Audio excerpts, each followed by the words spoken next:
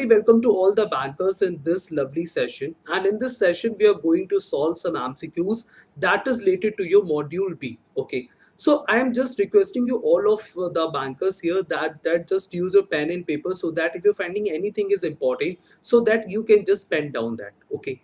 So let's begin today's session. And before to begin, I would like to say if you're new on the Officers Adda 247, so subscribe the channel so that you can get regular update from our side, and download the Adda 247 application so that you can get everything at a one place. Okay. So before to begin this session, just hit the like button and just share this video to your bank friends and colleagues so that maximum number of our bankers can join with this session. Okay. So let's start. And before to start, there is a one update from our side, and that is a very important update because our target batch is going to start from this Saturday. Okay. And in this target batch, A or AB class is going to start from the 16th of April. So, in this target batch, you are going to get everything like if I'm talking about by enrolling in this batch, you're going to get 3 books of the Macmillan publishers, 84 mock test, 82 ebooks, and the 130 hours live classes. That means, and this is also at very minimal price, like you only have to use the code Y422, and with this code you are going to get a very big discount on the batches. Okay, so your first class that would going to start from the 16th of April, and while PPB and LRB class is going to start from the 18th of April. So this is a very right opportunity. Just grab this opportunity and just just go with us. Okay, so this is the whatever the classes we are going to take that will be fully exam oriented, and this is only one time investment, and this is also at very minimum price, like you're going to get everything at a one place. Okay, so let's begin today's session, and do not miss out the golden chance. Just use the Y422 coupon code, and by this you are going to get a big discount on the anything like batches, mock test, ebooks, whatever of like any JAIIB and CAIIB products. Okay, so just understand the first question that is written: when a machinery is purchased for cash, the cash balance is reduced and the amount of the machinery as an asset is recorded. So this is according to which principle, and there are multiple options are given. Okay, so the very first thing that you have to first carefully read what the question is. Okay, and then now you are able to solve this question by your own. Okay, so accounting subject is a very easy, but you should very strong with your basics first, right? So the question is, when a machinery is purchased for the cash and the cash balance is reduced, okay, and the amount of the machinery as an asset is recorded, so this is according to which principles? That is the question. Okay, and the multiple principles are given here, and the one important thing that you also have to understand, in accounting every term implies itself, like when we are talking about like any word. Okay, so it will just represent itself like what it is meaning of that. Okay, so suppose that we are talking about going concern, so what we understand in there dual aspect principle, accrual principle, right? So suppose that we are talking about like any machinery that is purchased for the cash and the cash balance is reduced. Suppose that we're talking about like any company, this is a company that is named as a ABC. Okay, so like this is a company like ABC, and that company is actually purchase a machinery. Okay, and for the cash, that means cash is actually going out from the business or say organization, right? While machine is just going to come into the business. Okay, so that means one asset is just going out and another asset is just going to come in, that is machinery. Okay, so if I just ask you, like in that scenario, in that transaction, which asset is going out from the business, so your answer that would be the cash. Okay, because cash is just cash is just asset of your business, right? And if you're talking about like which asset is actually coming into your business, then your answer would be that is machine. All right, that means machine, the asset that is going to come into your business, and cash as the asset just going out from your business, right? Now if we have to just make the debit and credit transactions of that, so how we can make that? Cash is just as an asset of your company, and whatever all the assets we actually keep into the category of the real account. Okay, and for the real account category, golden rule of the accounting says debit what comes in and credit what goes out. So if I'm talking about like cash is just going out from the business, that means we have to just credit that the cash account, isn't it or not? Okay, so cash is just going out from the business, so whatever is just going to come in, we have to just debit that, and whatever is just going out from the business, that we have to just credit that, right? So this is actually the concept of your debit and credit, and that is actually just understandable as a dual aspect principle. Okay, so the correct answer of this question, that is dual aspect principle. The same thing it is mentioned here in the question. Just read carefully here.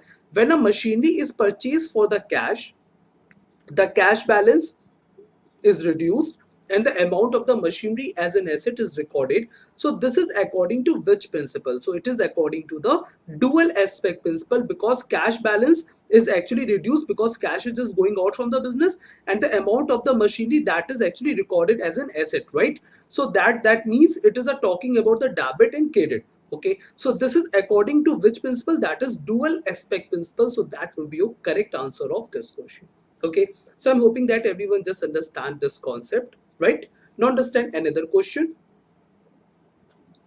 These type of the questions are very important from your exam point of view, because in your examination you are going to get multiple questions based on that, like where you have to just find out like what the like which principle says what. Okay, and like this question also, like if there is an error in a real account, so in the real account category, what which components, or say what components we actually keep under the real account category. From that you are going to get multiple questions in the examination. Okay, so the very important thing that you should very strong with your basics, right? So if there is an error in the real account, so it will affect what? Now the question is, if suppose that there is some error would occur in the real account category, right? So it will affect, and there are multiple options are given, like balance sheet, profit and loss account, accounting. So just tell me what would be the answer of this question. Just quickly tell me. This is a very easy question. I am hoping that everyone just going to answer this question. Just do it, solve, just do it fast here. So whenever we're talking about the, like if there is an error in a real account category, the very first thing that you have to understand, that all assets we keep under the real account category, isn't it? Okay, so all assets we keep under the real account category, and suppose that if there is an error in a real account category, that means it will affect what? It will affect the balance sheet. That is a very important question to understand. Okay, because balance sheet, in the balance sheet we actually just record what components, like asset, liabilities, okay, we keep there. So like if there is an error in a real account category, then it will affect the balance sheet. The correct answer, that would be your balance sheet. I'm hoping that everyone just understand this concept. Look, we like I just explaining you that you should just strong with your basic. Okay, and there is nothing as much difficult in this accounting subject. Not just do it by your side, that is if the sale of the inventory in a business, so which kind of receipt it is. Just tell me what would be the answer of this question. What we understand by the inventory is we can understand as a stock. Okay, so inventory is a kind of the stock, and suppose that selling of the stock in a business, so which kind of the receipt is it is. Okay, the correct answer, that is revenue receipt. You can understand what is revenue receipt. Anybody can tell me what is revenue receipt? Look, revenue receipts are very important receipt for any company, for any organization. Without these receipts, a business will never survive for a longer period. Whatever the income that is received from the daily activities of the business, and like we can say that sale of any inventories, the income received from the income received from the like services that is rendered by any business organization, interest received, rent received, so that are kind of the income, okay, from the daily activities, and that also be in the periodic in nature. So that kind of the receipt is actually known as a revenue receipt. Okay, so the correct answer, that would be your revenue receipt for this question. And I hope that everyone just understand this, is because this is a very important thing to understand. You can understand by this, that is revenue received that are periodic in nature, and you can also understand the daily activities of the business, or you can also say that the income that you are going to receive from the daily activities of the business, that is known as a revenue received. Okay, so like sale of any inventory, like income received from the services that is rendered by the company, okay, or any interest that is received, so all that comes under the category of the revenue received. Okay, so the question, the correct answer of this question, that is sale of inventory in a business, that comes under the revenue received category, right? So that would be your answer of this question. Now just do another question and tell me what is the answer of this.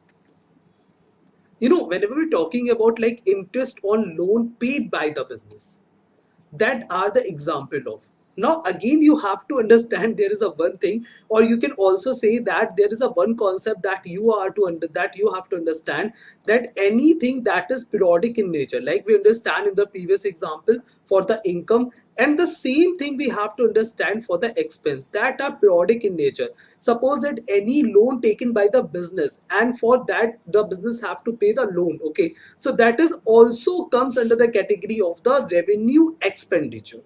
That would be the correct answer of this question.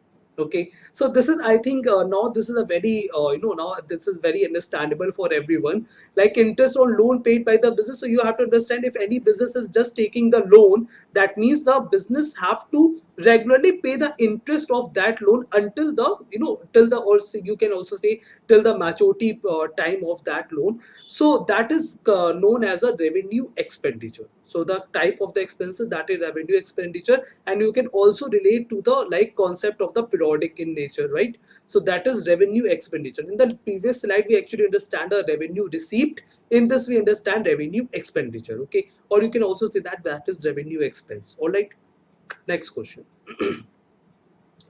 In the examination you are going to get multiple questions that would be on the basis of the debit and credit entry. Okay, where you have to just mark the question like for like which account should be debited and which account should be credited.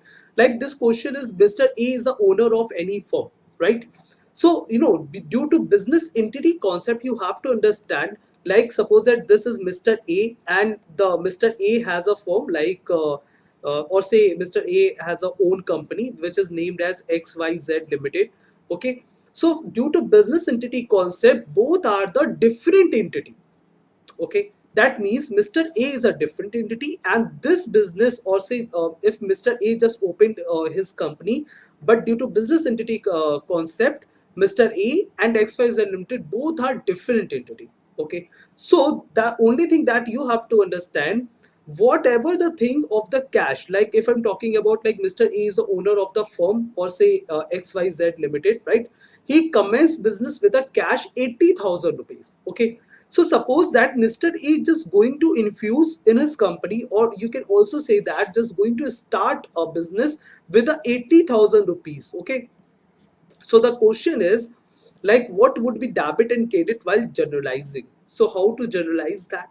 you know the very simple concept you have to understand, that in that scenario cash account would be debit and capital account would be credited. That's it. Okay, so this is why, the very important question, that this is why, whatever the cash is for the A, that is actually capital for the company. Okay, because in the capital actually there are some kinds of the shareholders fund. Okay, there are kind of the some owners fund. Okay, so whatever the cash is for the that Mr. A, that cash is actually understandable as a capital for the company. Okay, so if the Mr. A is just going to start any firm and just going to infuse any amount in his company, that means there would be two account. The what I told you, whenever you have to make the debit and credit entry, if you just understand my previous session, okay, on like on the yesterday, if you just watch my session there, so I just explained you that while making the debit and credit transaction, the very first thing that you have to analyze the transaction, like which or say which accounts is going to be included in this particular transaction. Okay, so like suppose that Mr. A is the owner of the firm XYZ and he commenced business with a cash 80,000 rupees, right? So you have to understand that there is a two account would going to be involved. The first is cash account, another would be the capital account. Okay, because whatever the cash is for the Mr. A, that is actually capital for the company. So that's why it is understandable as a cash account and the capital account. So the correct answer, that would be the debit cash account and credit the capital account. That would be the correct answer of this question. And I'm hoping that everyone just understand this concept, right? So now just move on the next question. Okay. Now again, the question of the debit and credit entry, you only have to follow the simple rule. Okay, the very first thing that what you have to follow, the very first thing, that which account can you possibly include in this transaction. Okay, so the very first thing, that if any company ABC is just going to purchase is, or you can also say just bought the furniture by cash, or say for cash by 50,000 rupees. So what would be the debit and credit while generalizing? Okay, so suppose that if I'm talking about like any company is just if any company just bought the furniture for the cash, so that means company is just going to purchase a furniture, that means furniture is going to come into the business and cash is just going to out from the business, isn't it? So that means furniture as an, or you can also understand furniture as an asset just going to come into your business, and cash is just going to out from your business. That you have to understand. Okay, so now the very important thing that you have to understand, like if I'm talking about here, that is the two account that would be included here, furniture account and the cash account, right? So furniture account should be debited while cash account should be credited. Why it is happening? I'm hoping that everyone just understand. You only have to analyze one transaction, that is enough. If you just analyze, look, what the very first thing that you have to first analyze, which accounts can be possibly included. So the very first thing that you understand here, that is if any furniture is purchasing for the cash, that means there will be two account, the one account that is furniture account and another account that would be the cash account. Now you have to analyze that what like which account should be debited and which account should be credited. All right, so if I'm talking about like cash is just going out from your business, that means cash is actually belongs to real account category, and for the real account category we says that is debit what comes in and credit what goes out. So in that scenario, cash is actually just going out from our business, that means we have to credit the cash account. And if we just able to analyze the one transaction here, so definitely another transaction, that would be the debit, that would be the furniture account should be debited and cash account would be the credited. So by this we can understand here, right? And furniture account is also just comes under the real account category, and we can say that if the furniture is just going come, or say just furniture just is coming into your business, that means actually asset is coming into your business, that means we have to debit that. So you can also analyze by the furniture. All right, so I'm hoping that everyone just understand this concept. Okay, so the correct answer, that would be your debit furniture account and credit the cash account. The correct answer, that would be your A, right? Understandable for everyone here. Okay, next question. Which accounting standard is related to accounting for taxes on income? Very nice question it is. So which accounting standard that is related to accounting for taxes on income? The correct answer, that is accounting standard 22.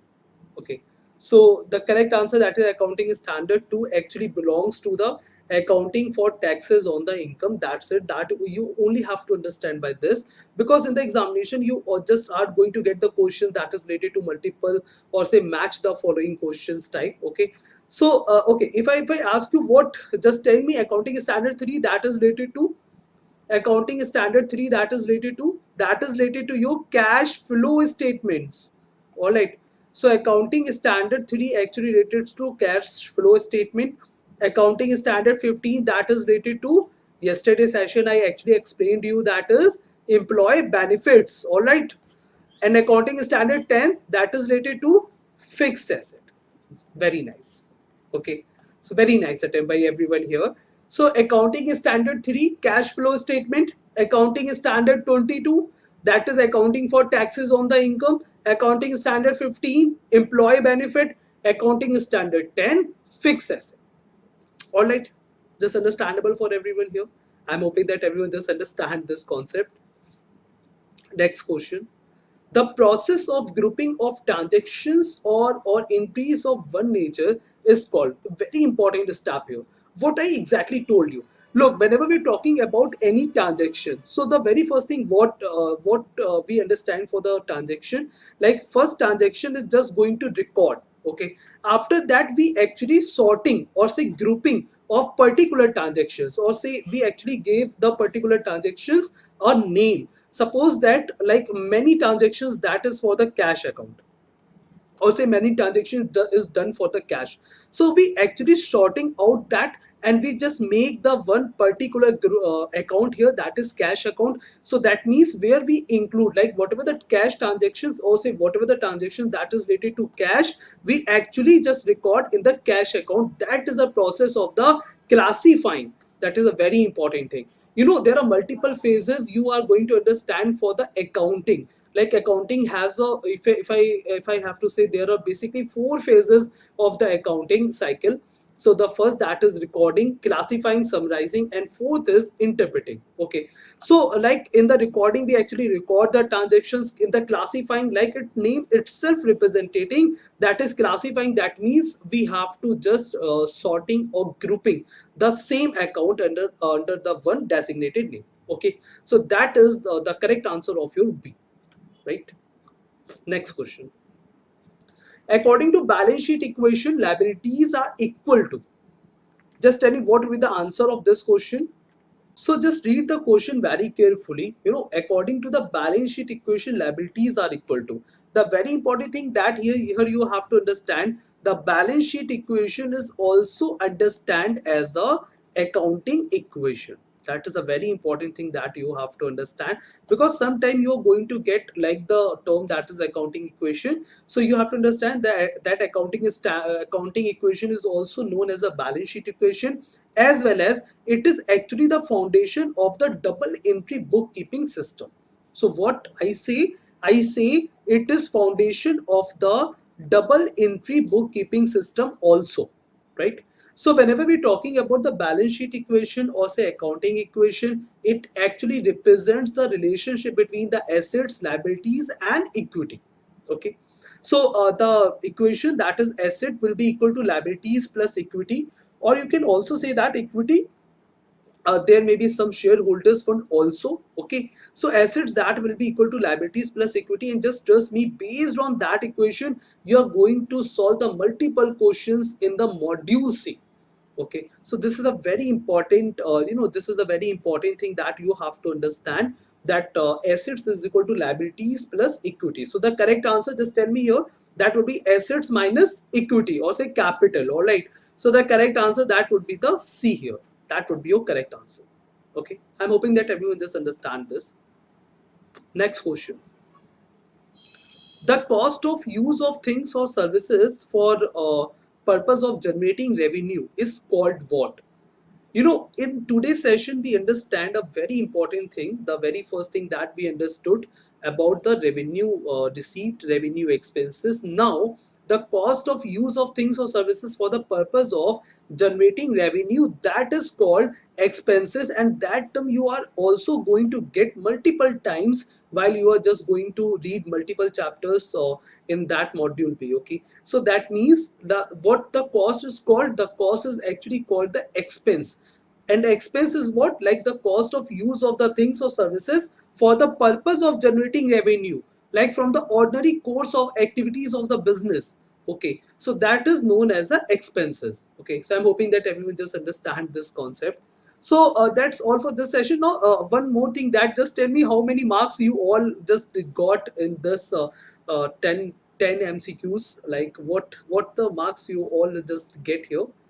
Just tell me. If you are just getting, if you're just getting 7 to 8 marks and this is a perfect, that means you are going great. Okay, so just do not worry, and just keep it up. Like Okay, so now one more time I would like to say, just enroll fast because our target batch is just going to start from this week, like from this Saturday. And the very important thing, if you're liking our efforts, liking our content, do not forget to hit the like button and share this video to your friends, to your colleagues, and subscribe the Officer Adda 247 YouTube channel. Okay, so thank you for joining me here, and now we will meet on the tomorrow at the same time.